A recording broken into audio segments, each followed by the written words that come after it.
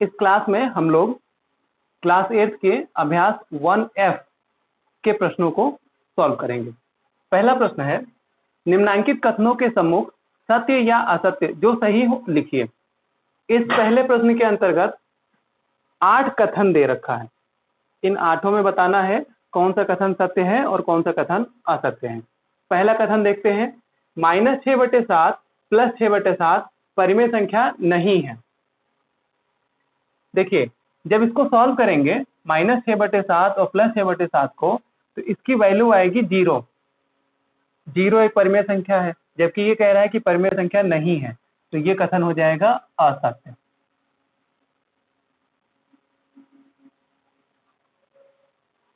दूसरा कथन, परिमेय संख्याओं में योग का तत्समक अवयव 0 है। ये क्या होता है तत्समक अवयव? जैसे देखिए, किसी संख्या में जब 0 जोड़ते हैं तो इसकी वैल्यू वही संख्या रहती है। जैसे 2 में 0 जोड़ें तो इसकी वैल्यू 2 ही रहेगी, या फिर 0 में अगर हम 2 जोड़ें तो इसकी भी वैल्यू 2 ही रहेगी। तो इस 0 को कहा जाता है योग का तत्समक अवयव। कथन क्या है? परिमेय संख्याओं में योग का तत्समक अवयव 0 है, तो ये कथन हो जाएगा सत्य। तीसरा कथन, परिमेय संख्या 0 का योगात्मक प्रतिलोम नहीं होता है। 0 का योगात्मक प्रतिलोम होता है, इसलिए ये कथन हो जाएगा असत्य। 0 का योगात्मक प्रतिलोम 0 ही होता है। चौथा, किसी ऋणात्मक परिमेय संख्या का योगात्मक प्रतिलोम एक धनात्मक परिमेय संख्या होती है। योगात्मक प्रतिलोम क्या होता है? देखिए, जब दो संख्याओं को अगर हम जोड़ें, जैसे एक लिखा है 2, दूसरा लिखा है -2, तो जोड़ेंगे तो इनकी वैल्यू हो जाएगी 2 + -2, 2 - 2 प्लस माइनस माइनस हो जाएगा 0, इनकी वैल्यू हो जाएगी 0। तो इन संख्याओं को हम लोग क्या कहते हैं? योगात्मक प्रतिलोम कहते हैं। 2 का योगात्मक प्रतिलोम -2 और -2 का योगात्मक प्रतिलोम 2 होता है। तो किसी ऋणात्मक परिमेय संख्या का योगात्मक प्रतिलोम एक धनात्मक परिमेय संख्या होती है। हाँ, होती है, ये सही है।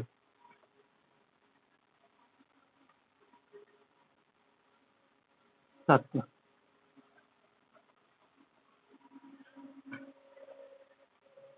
किसी परिमेय संख्याओं में घटाने का तत्समक अवयव 0 है, नहीं, जोड़ने का तत्समक अवयव 0 है। अगर यहाँ पे जोड़ने लिखा होता तो ये कथन सही होता है, यहाँ पे ये कथन हो जाएगा असत्य।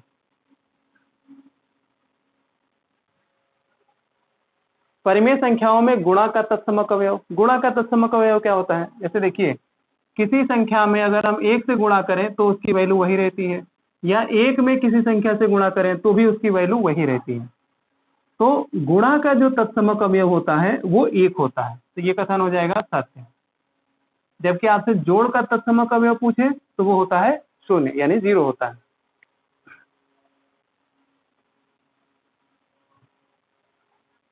एक ऋणात्मक परिमेय संख्या का गुणात्मक प्रतिलोम एक ऋणात्मक परिमेय संख्या होती है, यह भी कथन हो जाएगा सत्य।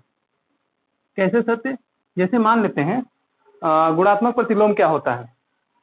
जैसे मान लेते हैं कि -2 एक संख्या है, तो इसका गुणात्मक प्रतिलोम 1/-2 हो जाएगा। इन दोनों को जब गुणा करेंगे तभी तो ये माइनस और माइनस या तो कैंसिल हो जाएगा या गुणा होके प्लस हो जाएगा, तो इनको गुणा करने पर आपस में 1 आ जाएगा। गुणात्मक प्रतिलोम दो संख्याओं को गुणा करने पर जब 1 आ जाता है तो उन दोनों को क्या कहेंगे? एक दूसरे का गुणात्मक प्रतिलोम कहेंगे। तो ये हो जाएगा आपका सत्य। आखिरी, यदि परिमेय संख्या x का योगात्मक प्रतिलोम x है तो x = 0। हाँ, सत्य है, ये भी हो जाएगा सत्य। 0 का योगात्मक प्रतिलोम 0 ही होता है, सही है। असत्य सत्य,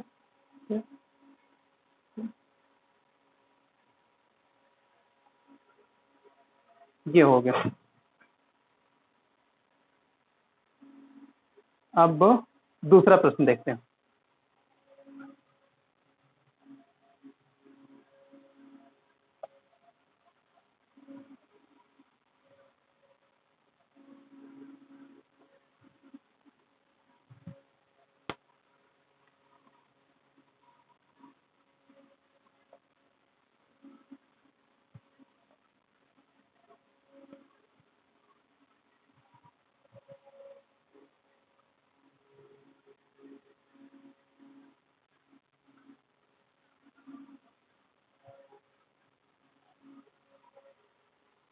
निम्नांकित को अपनी अभ्यास पुस्तिका पर उतारकर रिक्त स्थान की पूर्ति कीजिए।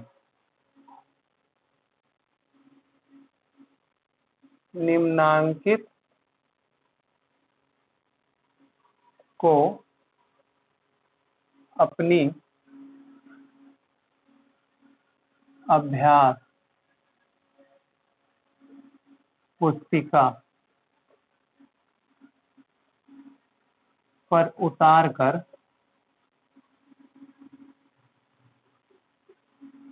रिक्त स्थानों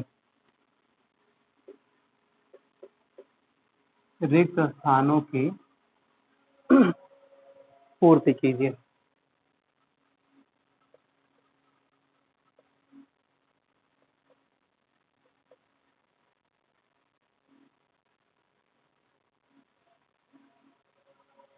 और इसमें पहला प्रश्न दे रखा है, दूसरे के अंतर्गत पहला खंड दे रखा है। -5/12 प्लस खाली स्थान बराबर -5/12। इसमें क्या जोड़ें कि उसकी वैल्यू -5/12 ही रहे। तो इसमें 0 जोड़ने पर हो जाएगा ऐसा, तो यहाँ पे भर देंगे 0, तो यही हो जाएगा आंसर। दूसरा,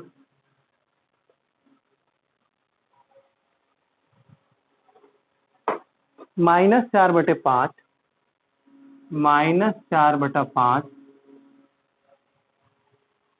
माइनस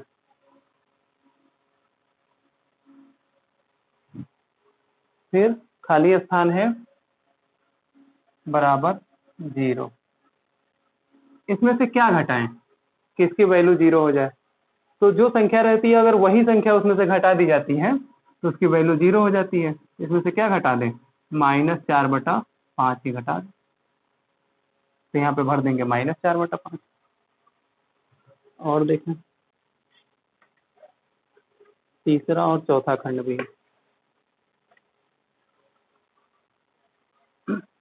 तीसरा खंड 1/-2 की घात लिखा है -1 और इधर बराबर लगाया है और खाली स्थान। तो ये जो पलटेगा नीचे वाला ऊपर और हर वाला अंश में और अंश वाला हर में जब होगा तो क्या होता है, ये माइनस साइन इसका खत्म हो जाएगा। तो यहाँ पे क्या कर देंगे -2, -2 की घात 1 यानी कि -2 ही लिखेंगे इसको। चौथा -2/3 में गुणा लगाया है और 3/4 बराबर खाली स्थान। सॉल्व करते हैं इसको, इधर कहीं सॉल्व कर लेते हैं। यहाँ क्या भरना है ये बताना है। -2/3 लिखा है गुणा 3/4 लिखा है, ये अब बड़ा ब्रैकेट लगा दिया। तो ये गुणा है सबके बीच में, 3 एकम में 3, ये कट जाएगा एक बार में। 2 एकम में 2, 2 दूना 4, सबकी घात भी लगाया है। हाँ -1 घात है, -1, इसकी भी घात -1 रहेगा। तो ये क्या लिखा हुआ है? ये लिखा है ऊपर बच गया माइनस, नीचे 1/2 की घात -1। -1 जब हटाना होगा तो इस भिन्न को पलट लेंगे, तो हो जाएगा 2/1। 2/1 मतलब कि 2, अब माइनस है तो माइनस लगा रहेगा। इस पूरे की घात 1, घात 1 लिखा नहीं जाता है, इसकी वैल्यू हो जाएगी -2। -2 यहाँ पे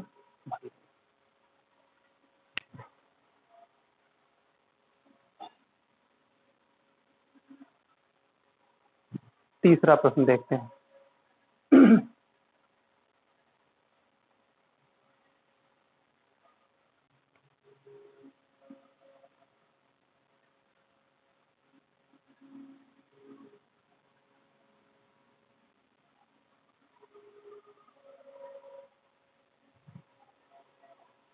प्रत्येक स्थिति में x का मान बताइए।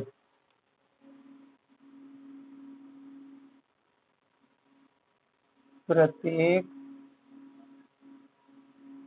स्थिति में x का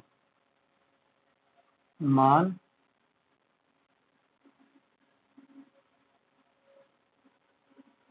बताइए।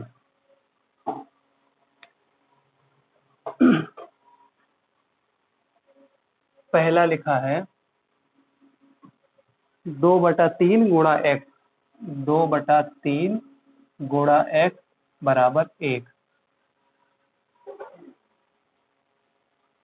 ठीक, तो x यहीं रहने देते हैं, बराबर अपनी जगह लगा है।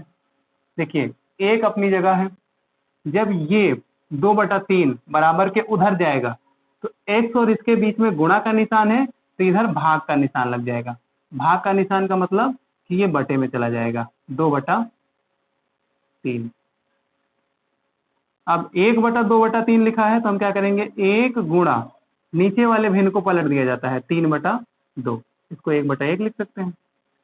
ये हो जाएगा 1 में 3 से गुणा होगा 3/2, यहाँ हो जाएगा या x बराबर, यहाँ पे x बराबर, यही हो जाएगा, x बराबर 3/2 आएगा।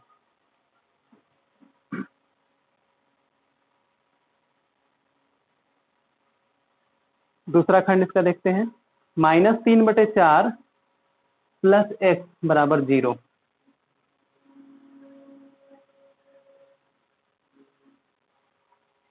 दूसरा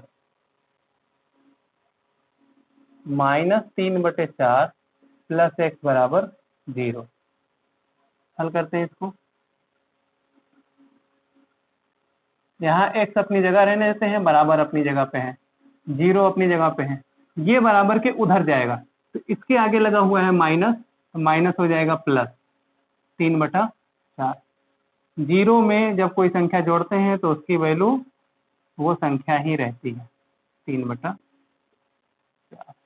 ये हो गया आंसर। तीसरा पार्ट, x गुणा -5/4 बराबर 1।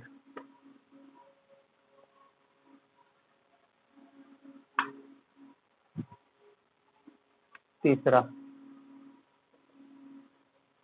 x गुणा -5/4 बराबर 1।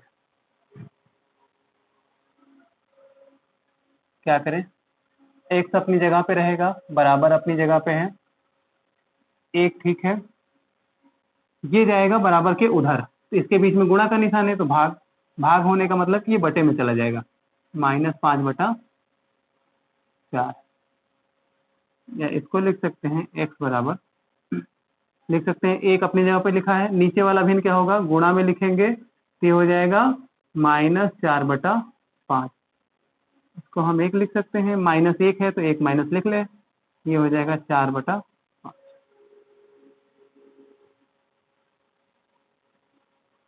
ये हो जाएगा आंसर। इसलिए इसको इसलिए का निशान बना देते हैं, आंसर आ रहा है इसे x -4/5 ब्रैकेट में रहने देते हैं, ये हो जाएगा। चौथा पार्ट देखते हैं,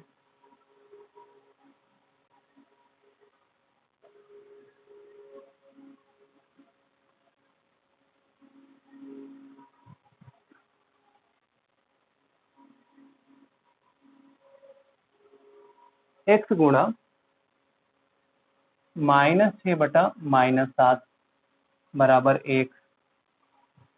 हाँ, तो यहाँ से x, पहले हर और अंश दोनों में माइनस है तो कैंसिल कर देते हैं,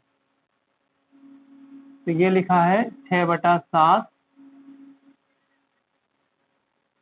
माइनस हट गया तो ब्रैकेट हटा देते हैं, बराबर 1। x इधर ही लिखा है, बराबर अपनी जगह पे, 1, इन दोनों के बीच में गुणा का निशान है तो यहाँ जाएगा तो ये बटे में जाएगा, 6/7। भाग कहें या बटा कहें, बात एक ही है। इसको हम लोग लिख सकते हैं एक बराबर x बराबर 1 गुणा 7/6, 6/7 है ना, पलट जाएगा 7/6 हो जाएगा जब गुणा के रूप में लिखेंगे तो। गुणा कर दें, इसलिए x बराबर हो जाएगा 7/6, ये हो जाएगा।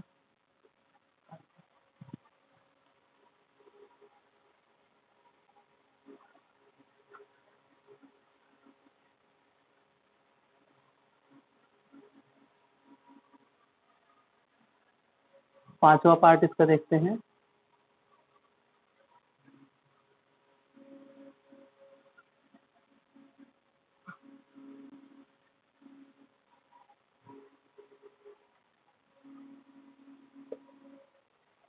-5/4 -5/4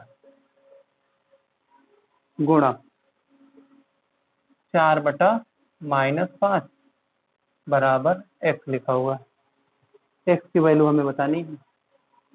देखिए ये माइनस अंश में और हर में, अंश में और हर में कट गया। 5 एकम 5, 5 एकम 5, 4 एकम 4, 4 एकम, ऊपर बचा 1, नीचे 1 बराबर x लिखा हुआ है। इसको हम 1/1 को 1 लिख सकते हैं x, या इसको हम ऐसे भी लिख सकते हैं, x को इधर लिख दें, 1 को उधर लिख दें, ऐसे लिखा रहे, या फिर दोनों को इधर उधर पलट दें। इसलिए x बराबर हो जाएगा, एक इधर से भी तो पढ़ेंगे x बराबर 1, या इधर से पढ़ें x बराबर 1, बात एक ही। ये आंसर हो जाएगा पांचवा पार्ट।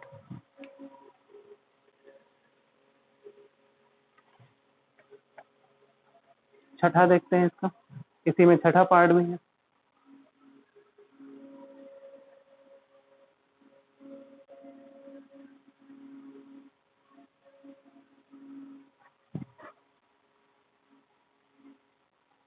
छठा -7/6 प्लस 7/6, -7/6 अब प्लस 7/6 बराबर x लिखा है। अच्छा, x की वैल्यू निकालनी है, अथवा लगा लेंगे। भिन्न का जोड़ है, हर बराबर है 6 लिख लिया, ऊपर है -7 और प्लस 7 बराबर 1, 7 में से 7 गया 0/6 बराबर 1। 0 में किसी भी संख्या से भाग करते हैं तो उसकी वैल्यू 0 आती है, x बराबर 0। अब हम ऐसे लिखा रहने दें x बराबर 0, या ऐसे लिख दें x बराबर 0, ये हो जाएगा इसका आंसर।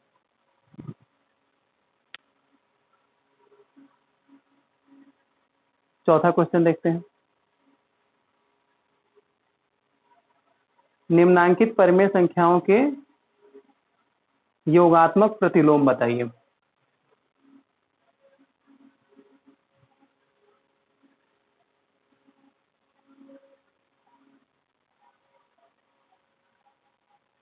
चौथा, निम्नांकित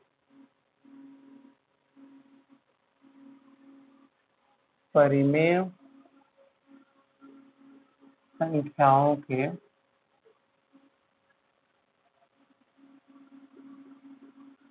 योगात्मक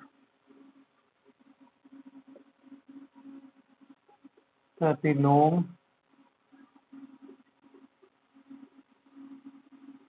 बताइए।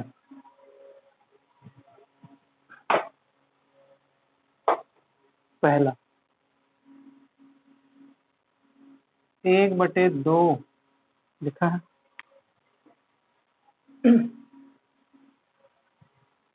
तो लिखेंगे 1/2 का योगात्मक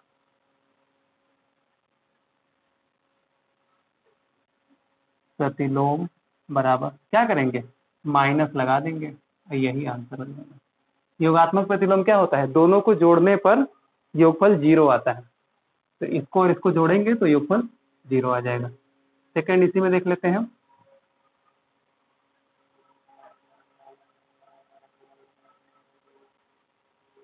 -3/8, -3/8। इसका हमें बताना है क्या हो जाएगा। -3/8 का योगात्मक प्रतिलोम।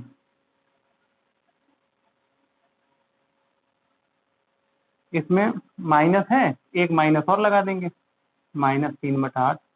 अब माइनस माइनस हो जाएगा +3/8, ये हो जाएगा।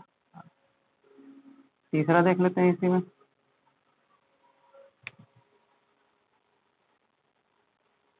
शून्य लिखा है, तो 0 का योगात्मक प्रतिलोम, 0 का 0 ही होता है, बराबर 0। इसके आगे +0 या -0 नहीं लिखा जाता है। 0 का योगात्मक प्रतिलोम 0 ही होगा। चौथा, -4/-7, -4/-7। तो -4/-7, देखिए ये हर और अंश दोनों में है, तो इसको हम लिख सकते हैं 4/7। माइनस कैंसिल हो गया। का योगात्मक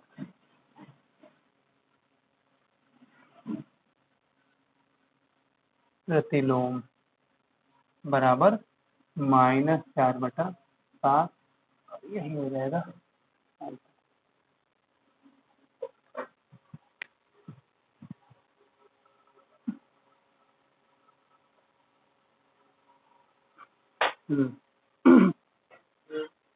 अब देखते हैं 5वां प्रश्न।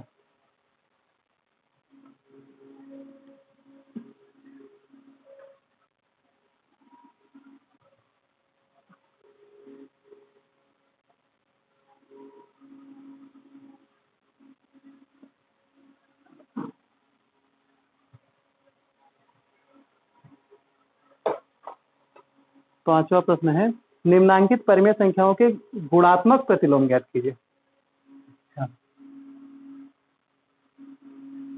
निम्नांकित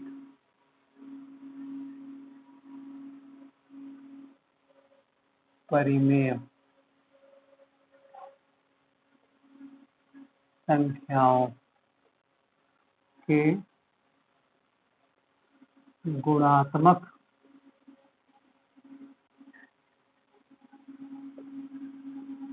प्रतिलोम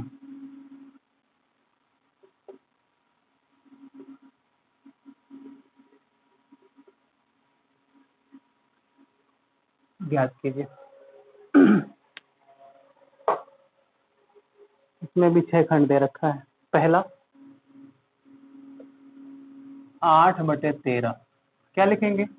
8/13 का गुणात्मक प्रतिलोम। गुणात्मक प्रतिलोम क्या होता है? दोनों को गुणा करें तो वैल्यू 1 आ जाना चाहिए। क्या करेंगे? पलट देंगे, इसको लिख देंगे 13/8 और यही हो जाएगा 8/13 और 13/8 का जब गुणा करेंगे तो वैल्यू 1 आ जाएगी। दूसरा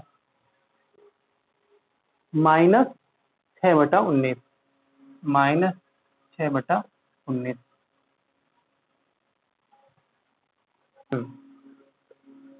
तो -6/19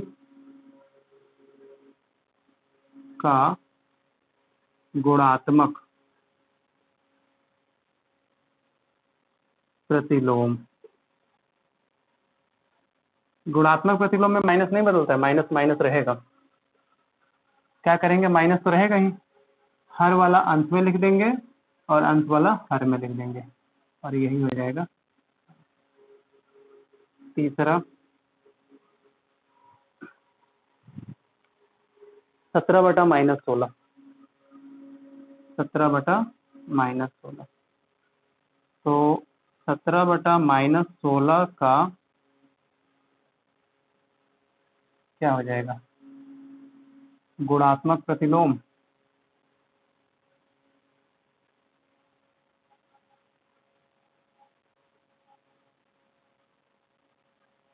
ये माइनस अंश में लिखा रहा है चाहे हर में लिखा हो रहा है, भिन्न तो हमारा ऋणात्मक है ही है, तो हम क्या करेंगे -16/17 ये हो जाएगा।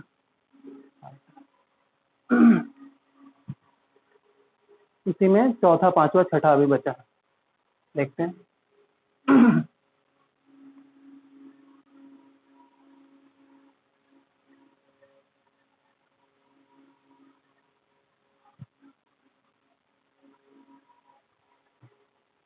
चौथा -9 तो -9 का गुणात्मक प्रतिलोम -9 है तो इसको बटे 1 हम कभी भी लिख सकते हैं, इसको हम क्या कहेंगे -1/9 यही हो जाएगा। पांचवा 17 तो 17 का गुणात्मक प्रतिलोम 17 को 17/1 लिख सकते हैं, क्या कर देंगे 1/17 ये हो जाएगा। छठा छठे में है 2/5 गुणे 9/4 2/5 गुणे 9/4 लिखते हैं 2/5 गुणा 9/4। पहले तो इसको सॉल्व कर लेते हैं, 2 दूना 4, ऊपर बचा 9, नीचे हो गया 10, 9/10 का गुणात्मक प्रतिलोम क्या हो जाएगा 10 ऊपर चला जाएगा 10/9 ये हो जाएगा। छठा प्रश्न आखिरी प्रश्न है, उसको भी देख लेते हैं। सरल कीजिए।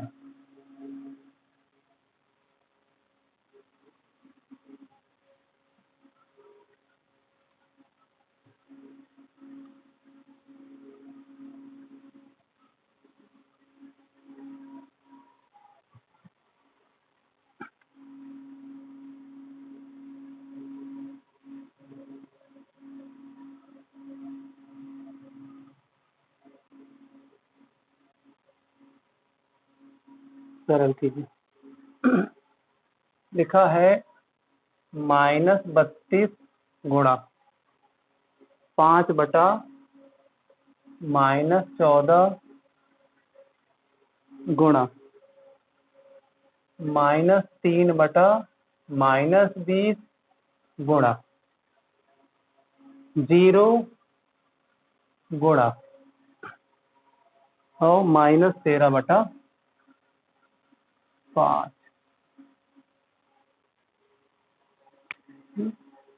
देखने में से बड़ा है, ये क्या है कि बीच में यहाँ पे एक 0 लिख दिया है, तो 0 में किसी भी संख्या से गुणा करेंगे तो उसकी वैल्यू 0 हो जाएगी। तो 0 से इसमें किसी में भी सबके बीच में गुणा का निशान है, 0 से जब इसमें गुणा होगा सबके बीच में गुणा का निशान है तो इसकी वैल्यू हो जाएगी 0 और ये हो जाएगा आंसर। कि बीच में 0 ना होता तो इसको सॉल्व किया जाता, 0 है तो इसका आंसर 0 लिखते हैं। 6 प्रश्न थे, हो गए। इस क्लास में यहीं तक, अगले क्लास में हम लोग अगले अभ्यास के प्रश्नों को सॉल्व करेंगे। धन्यवाद।